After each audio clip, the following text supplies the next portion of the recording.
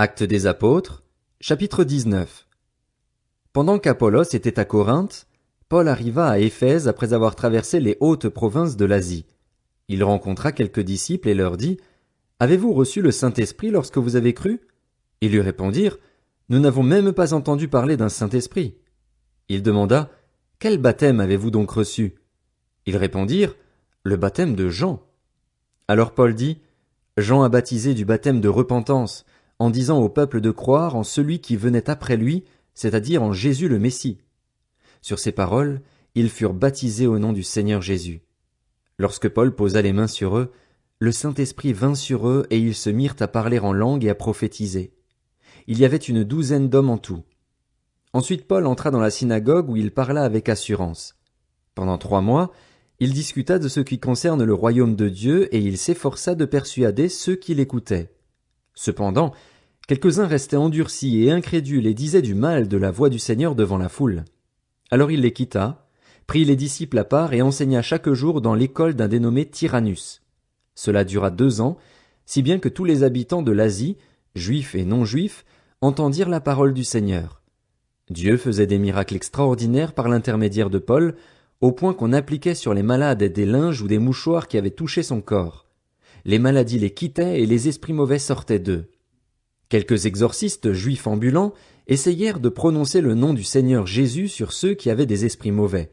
Ils disaient, « Nous vous conjurons par le Jésus que Paul prêche. » Ceux qui faisaient cela étaient 7 fils de Shkeva, un juif chef des prêtres. L'esprit mauvais leur répondit, « Je connais Jésus et je sais qui est Paul. Mais vous, qui êtes-vous » Alors l'homme qui avait l'esprit mauvais en lui se jeta sur eux, les maîtrisa tous et les maltraita de telle sorte qu'ils s'enfuirent de cette maison nus et blessés. Cela fut connu de tous les habitants d'Éphèse, juifs et non-juifs. La crainte s'empara de tous et on célébrait la grandeur du nom du Seigneur Jésus. Beaucoup de croyants venaient reconnaître publiquement ce qu'ils avaient fait. Un grand nombre de ceux qui avaient pratiqué la magie apportèrent leurs livres et les brûlèrent devant tout le monde. On en estima la valeur à 50 000 pièces d'argent. C'est ainsi que la parole du Seigneur se propageait et gagnait en puissance. Après ces événements, Paul forma le projet d'aller à Jérusalem en traversant la Macédoine et l'Achaïe. « Quand j'y serai allé, disait-il, il faudra aussi que je me rende à Rome. » Il envoya en Macédoine 2 de ses aides, Timothée et Éraste, et resta lui-même encore quelque temps en Asie.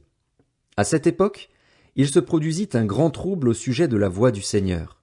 En effet, un orfèvre du nom de Démétrius fabriquait des temples d'Artémis en argent et procurait un gain considérable aux artisans. Il les rassembla avec ceux qui exerçaient une activité similaire et dit, « Vous savez que notre prospérité dépend de cette industrie. Or, vous voyez et entendez dire que non seulement à Éphèse, mais dans presque toute l'Asie, ce Paul a persuadé et détourné une grande foule en disant que les dieux fabriqués par la main de l'homme ne sont pas des dieux. Cela risque non seulement de discréditer notre activité, mais aussi de réduire à néant l'importance du temple de la grande déesse Artémis et même de dépouiller de sa majesté celle que toute l'Asie et le monde entier vénèrent. » À ces mots, ils furent remplis de colère et se mirent à crier, « Grande est l'Artémis des Éphésiens !» Toute la ville fut dans l'agitation.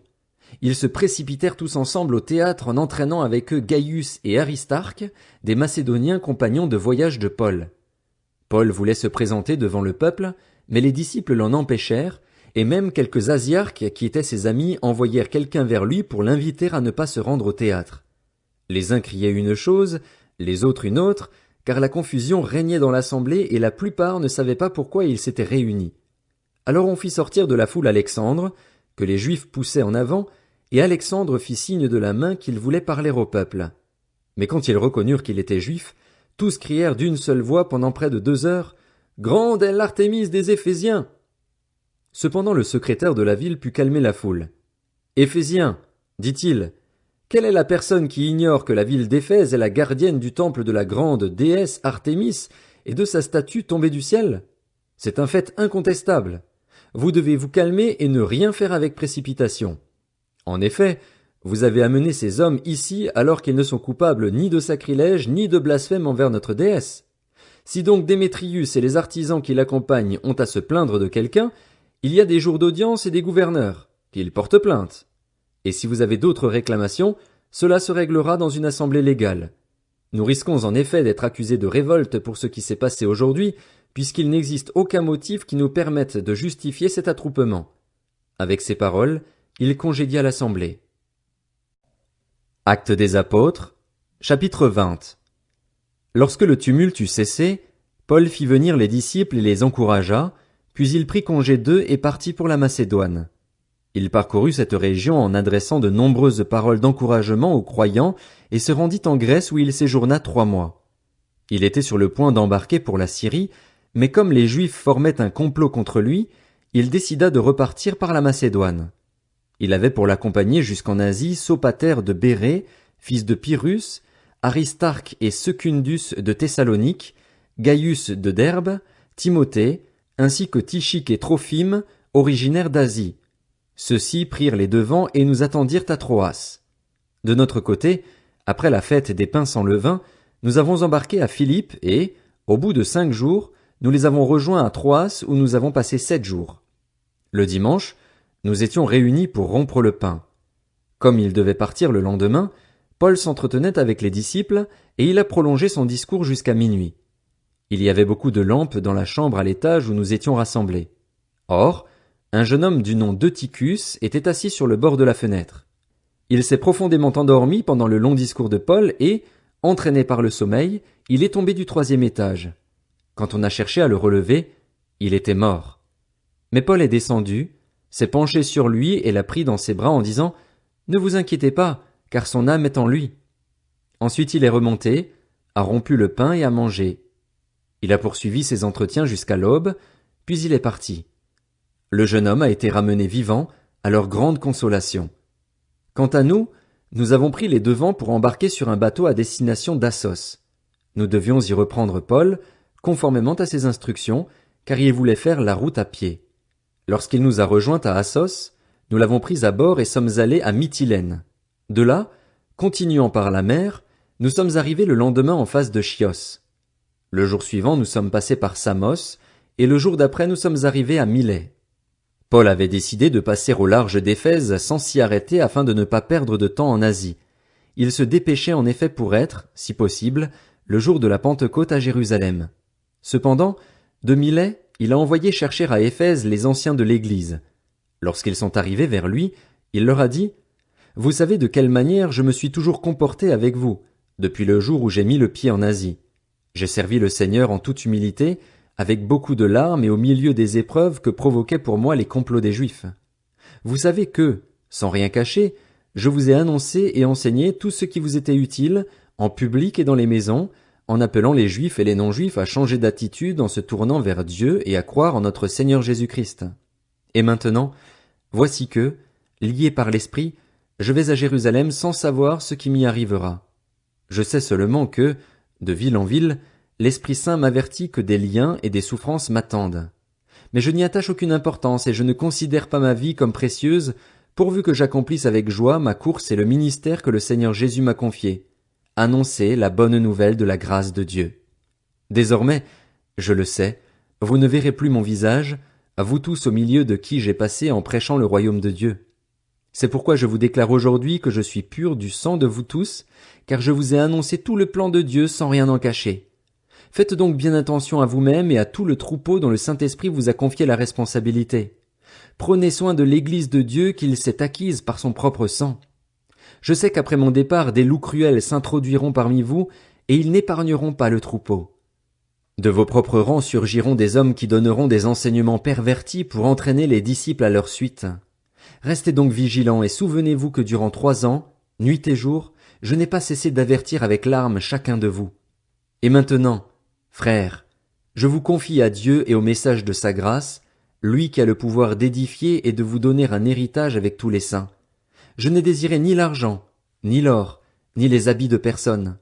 Vous le savez vous-même, les mains que voici ont pourvu à mes besoins et à ceux de mes compagnons.